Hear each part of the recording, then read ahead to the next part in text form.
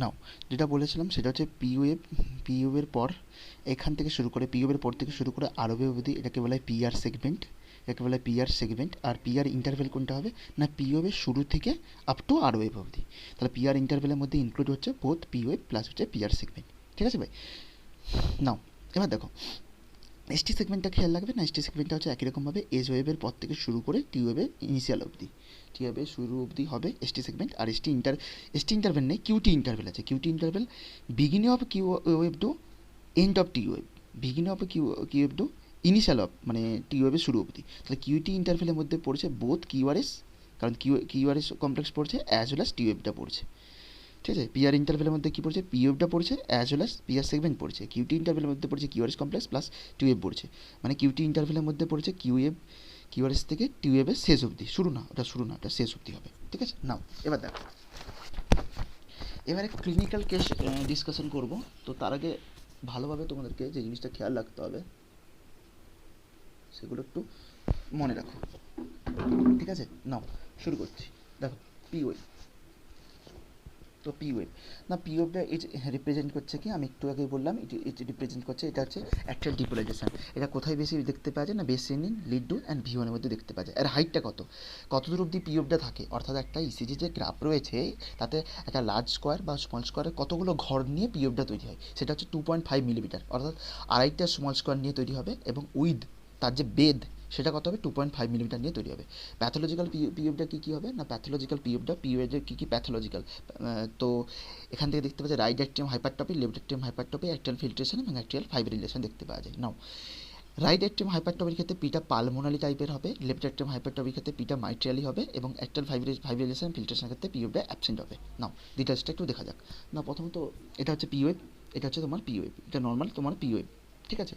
নাও পিওএফের এই যে হাইটটা কত 2.5 মিলিমিটার, মানে আড়াইটা স্মল স্কোয়ার মিলে তৈরি হবে এবং বেদটা কত হবে 2.5 মিলিমিটার, মানে এটা দেখো কতটা নিয়ে হবে, দেখো আড়াইটা স্মল স্কোয়ার মিলে তৈরি হয়েছে, একটা ইসিজি গ্রাফের মধ্যে আড়াইটা স্মল স্কোয়ার মিলে তৈরি হয়েছে, আর এইদিকে উইথটাও আড়াইটা স্মল স্কোয়ার মিলে তৈরি হয়েছে। না রাইট অ্যাট্রিয়াম হাইপারটপির ক্ষেত্রে কী হবে না পিওএফ যে রয়েছে এই পিওএফের এই পার্টটা, এই প্রথমের এই পার্টটা এইটা ডিপেন্ড করছে রাইট অ্যাট্রিয়াম ডিপোলাইজেশন, আর এই সেকশনটা ডিপেন্ড করছে ইন্ডিকেট করছে left atrium depolarization. So right atrium হাইপারটপির ক্ষেত্রে কী হবে এই পার্টটা এনলার্জমেন্ট হয়ে যাবে, এই পার্টটা যেমন আছে তেমন থাকবে, এই পার্টটা এনলার্জমেন্ট হয়ে যাবে।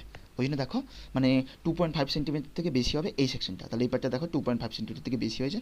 আর এই সেকশনটা যেটা লেফট অ্যাট্রিয়াম ডিপোলাইজেশনটাকে ইন্ডিকেট করছে সেটা যেমন আছে তেমনই থাকবে। নাও লেফট অ্যাট্রিয়াম হাইপারটপির ক্ষেত্রে এই সেকশনটা সেম থাকবে, এই সেকশনটা সেম থাকবে, এই সেকশনটা সেম থাকবে, কিন্তু এই সেকশনটা তোমার মাইটারলি টাইপের হয়ে যাবে, এভাবে বিস্তৃত হয়ে যাবে, এরকমভাবে বিস্তৃত হয়ে যাবে। দেখো তাহলে এটাকে পালমোনালি বলে, রাইট অ্যাট্রিয়াম হাইপারটপি এটাকে পালমোনালি বলে যখন যেটা এই পার্টটা বাড়ছে, আর মাইট্রালি কাকে বলে যখন লেফট অ্যাট্রিয়ামটা এইভাবে বিস্তৃত হয়ে যাচ্ছে। ঠিক আছে? নাও পিআর ইন্টারভেল, পিআর ইন্টারভেল কাকে বলে, তো পিআর ইন্টারভেল জানার আগে প্রথমে জানতে হবে পিআর সেগমেন্ট কি না পিআর সেগমেন্টটাকে বললাম যে after end of P wave and beginning of R wave it indicate PR segment.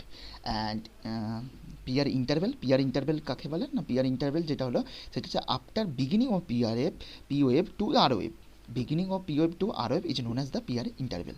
Now what will be the duration, একই রকমভাবে what will be the duration, what will be the duration, so duration will be about 0.12 থেকে 0.20 second অবধি duration হবে, বা আমরা যদি small স্কোয়ারে ভাবি তো 3 থেকে 5টা স্মল স্কোয়ার বা 3 থেকে 5 মিলিমিটার, এটা হচ্ছে তার ডিউরেশন হবে। নাও পিআর সেগমেন্ট কাকে বলে বললাম যেটা হচ্ছে after end of PF to beginning of R wave. Now এখন পিআর ইন্টারভেলের উপর ডিপেন্ড করছে অনেক আমরা রোগকে আইডেন্টিফাই করতে পারবো, সেটা হচ্ছে কী কী না প্রথমত পিআর ইন্টারভেল যদি প্রলং হয়, পিআর ইন্টারভেল হয় মানে অর যে পিআর ইন্টারভেলটা সেটা যদি 5টা স্মল স্কোয়ার থেকে বেড়ে যায়, ইসিজির মধ্যে তো পিআর ইন্টারভেল 3 থেকে 5টা স্মল স্কোয়ার মিলে তৈরি হয়, যদি তার থেকে 5টা মিলিমিটার থেকে বেশি হয়ে যায়, ইন্টারভেলটা 5 মিলিমিটার থেকে বেশি হয়ে যায় বা 5টা স্মল স্কোয়ার থেকে বেশি হয়ে যায় তখন সেটাকে বলবো ফার্স্ট ডিগ্রি এবি ব্লক।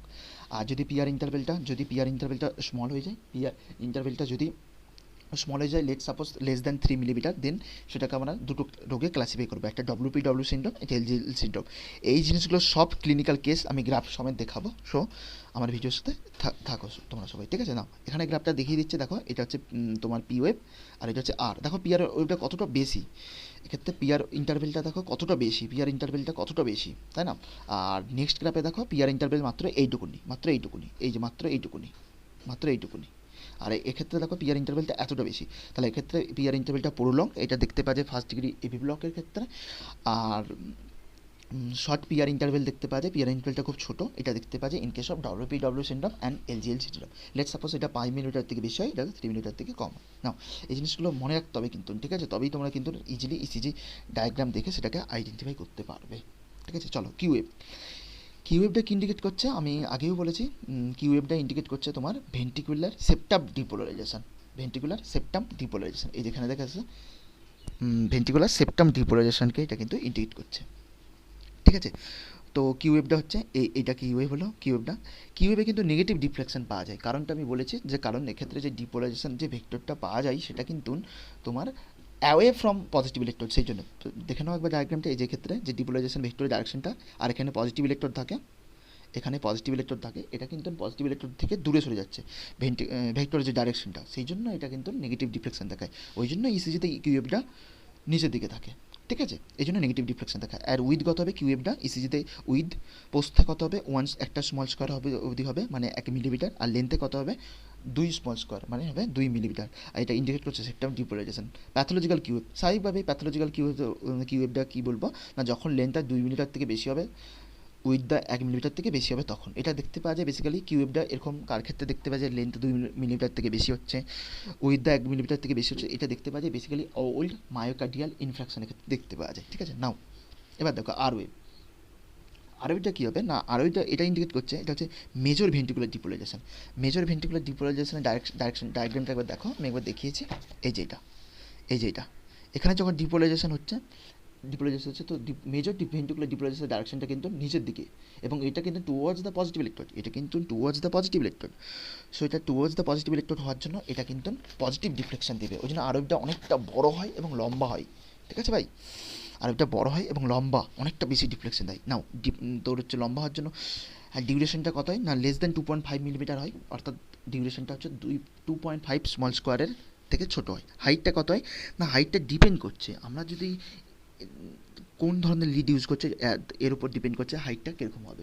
যদি আমরা এভিএল ইউজ করি, তাহলে এর যে হাইটটা হবে সেটা লেস দ্যান 13 মিলিমিটার। যদি আমরা এভিএফ ইউজ করি, অগমেন্টেড লিফট ফুট, যদি আমরা লিডটা ইউজ করি তাহলে কিন্তু লেস দ্যান 20 মিলিমিটার হবে। এবং V5 V6 যদি আমরা চেস্ট লিড ইউজ করি তাহলে এক্ষেত্রে কিন্তু 25 মিলিমিটারের থেকে লেস দ্যান হতে হবে হাইটটা। মিলিমিটার মানে কি, 1 মিলিমিটার মানে কি একটা স্মল স্কোয়ার, তাহলে 25টা স্মল স্কোয়ারের থেকে ছোটো হবে। তো ডিপেন্ড করছে কোন লিডের উপর আমি মাপছি, ঠিক আছে?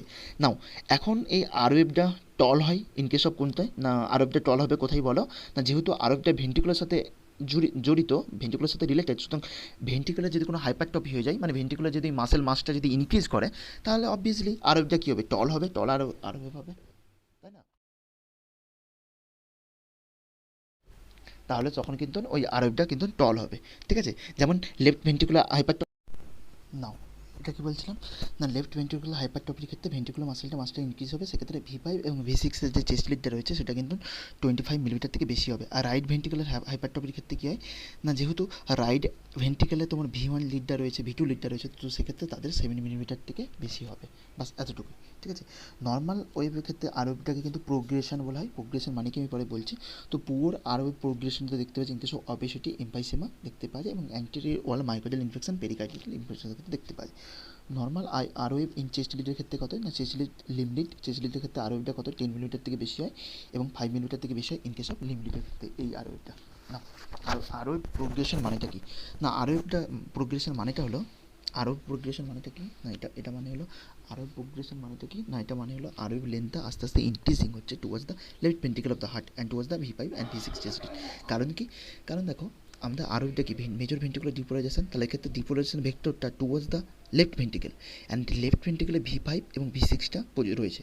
সেই জন্য আস্তে আস্তে আরওয়েভের মানটা, লেন্থটা, এই আরওয়েভের লেন্থটা ইনক্রিজ হবে ইন কেস অফ V5 এবং V6 এর ক্ষেত্রে, এবং ধীরে ধীরে ওটা ইনক্রিজ হবে V1 থেকে V2, V3, V4, V5, V6 অবধি আস্তে আস্তে আরওয়েভের লেন্থটা ইনক্রিজ হবে। এটাকে বলা হয় আরওয়েভ প্রোগ্রেশন, ঠিক আছে? কারণ V1, V2, V3 এগুলো তো রাইট ভেন্ট্রিকুলার রয়েছে, V5, V6টা লেফট ভেন্ট্রিকুলার রয়েছে, সুতরাং ভেন্ট্রিকুলার যে ভেক্টরের যে ডাইরেকশনটা এটা V5, V6 এর দিকে রয়েছে, সেই জন্য আরওয়েভ লেন্থটা ইনক্রিজ হবে। তো এটাকে বলা হয়, এটাকে যেটা আমি বললাম, ঠিক আছে ভাই? নাও এবার দেখো কিউআরএস কমপ্লেক্স। তো কিউআরএস কমপ্লেক্সটা কি না, কিউআরএস কমপ্লেক্সটা আগেই বলেছি যে কিউআরএস কমপ্লেক্সটা এটা হচ্ছে বেসিক্যালি টোটালকে একত্রে বলা হয় না, ডিউরেশনটা লেস দ্যান 3 মিলিমিটার হয়, হাইটটা কতই আর ওয়েভে যতটা হাইট হয় ততটাই অবধি কিউআরএস হবে। তো কিউআরএসটা ওয়াইড হয় in case of bundle branch ব্লকের ক্ষেত্রে হয়, কারণ এটা ventricular depolarization, ventricular tachycardia, hyper ক্যালিমিয়ার ক্ষেত্রে এটা হয়। এটা কত হয় না, এটা হচ্ছে 3 স্মল স্কোয়ার থেকে বেশি হয় কিউআরএস ওয়েভটা, এটা হয়। ঠিক আছে, এই কিউআরএস কমপ্লেক্সের মধ্যে অনেক কমপ্লেক্সিটি রয়েছে না, কোনো কোনো ক্ষেত্রে দেখা যায় যে কি ওয়েভটা নেই, দেখতে পাচ্ছ কারো কারো ক্ষেত্রে দেখতে পাচ্ছি আর ওয়েভের মতো আরেকটা অ্যাড্রেস পাওয়া যাচ্ছে, কোনো কোনো ক্ষেত্রে দেখতে পাচ্ছি এজ ওয়েভটা পাওয়া যাচ্ছে না। ঠিক আছে, কোনো কোনো আর ওয়েভটা এরকম হয়ে যায়, তো সেক্ষেত্রে দেখতে হবে যে কিউআরএস কমপ্লেক্সের ত্রুটি আসছে, সেটা maybe bundle branch block, ventricular tachycardia, maybe সেটা হাইপার ক্যালিমিয়া ক্ষেত্রে হতে পারে। ঠিক আছে, ওইগুলো আমি সব পরে ডিসকাশন করবো। ঠিক আছে, নেক্সট ভিডিওতে। নাও এসটি সেগমেন্ট। তো এসটি সেগমেন্ট কাকে বলে না, এসটি সেগমেন্ট কাকে বলে, এটা বলেছিলাম যে এসটি সেগমেন্ট কাকে বলে না, আফটার এন্ড অফ ভেন্টিকুলার ডিপোলাইজেশন থেকে শুরু করে বিগিনিং অফ ভেন্টিকুলার ডিপোলাইজেশন অবধি, ভেন্টিকুলার ডিপোলাইজেশন থেকে শুরু করে ভেন্টিকুলার ডিপোলাইজেশন আগে অবধি। ঠিক আছে, অর্থাৎ এটা রয়েছে এখান থেকে এতটা অবধি এসটি সেগমেন্ট হবে, মানে এতটা অবধি এসটি সেগমেন্ট হবে। ঠিক আছে, অর্থাৎ ভেন্টিকুলার ডিপোলাইজেশন যে রয়েছে সেটা শুরু শেষ, এবং ভেন্টিকুলার যে ডিপোলাইজেশন রয়েছে সেটা শুরু, তার মধ্যবর্তী সময়কালকে আমরা এসটি সেগমেন্ট বলবো। নাও এসটি এলিভেশনটা খেয়াল রাখতে হবে, এসটি এলিভেশনটা কত হয় না, লিভ লিডের ক্ষেত্রে 1 মিলিমিটার হয়, আর চেস্ট লিডের ক্ষেত্রে কিন্তু 2 মিলিমিটার হয়। ঠিক আছে, নাও এসটি ডিপ্রেশন কার কার ক্ষেত্রে দেখতে পাওয়া যায় না, এসটি ডিপ্রেশনের ক্ষেত্রে এটা কিন্তু যেহেতু ডিপ্রেস হচ্ছে তো লেস দেন 1 মিলিমিটার হবে। এলিভেশনের ক্ষেত্রে যে লিভ লিডে 1 মিলিমিটার থেকে বেশি হবে, 2 মিলিমিটার থেকে বেশি হবে, আর ডিপ্রেশনের ক্ষেত্রে এটা লেস দেন 1 মিলিমিটার হবে। আর এসটি সেগমেন্টকে আমরা আইসোলেটেড লাইন বলি, কারণ ভেন্টিকুলার ডিপোলাইজেশন পর এবং ভেন্টিকুলার ডিপোলাইজেশন শুরু, ওই টাইমটার মধ্যে কোনো ইলেকট্রিক্যাল অ্যাক্টিভিটি দেখতে পাওয়া যায় না, সেই জন্য সেটা আইসোলেটেড লাইন। নাও 3-4 ডায়াগ্রাম দেওয়া রয়েছে, দেখে নাও। তো এটাকে বলে এসটি এলিভেশন, এটা হচ্ছে এসটি এলিভেশন, সরি এটা হচ্ছে এসটি সেগমেন্ট, এটাকে আইসোলেটেড লাইনও বলে থাকে।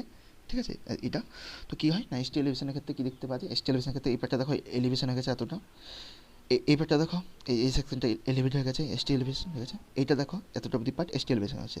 এসটি ডিপ্রেশনের ক্ষেত্রে দেখো এই পার্টটা দেখো ডিপ্রেশন হয়ে গেছে, এতটা পার্টটা কী হয়েছে না ডিপ্রেশন হয়ে গেছে, এই জন্য এটা এসটি ডিপ্রেশন, আর এগুলো দেখো এসটি পার্টটা কী হয়েছে এলিভেশন হয়ে গেছে, তো এই পার্টগুলো এসটি এলিভেশন, আর নিচের পার্টটা হচ্ছে এসটি ডিপ্রেশনের মধ্যে পড়ছে। না এবারে টিউব, না টিউবটা কি না, টিউবটা হচ্ছে ভেন্টিকুলার রিপোলাইজেশনের জন্য ডাইরেকশনটা আমি অলরেডি আগে দেখিয়েছি একবার।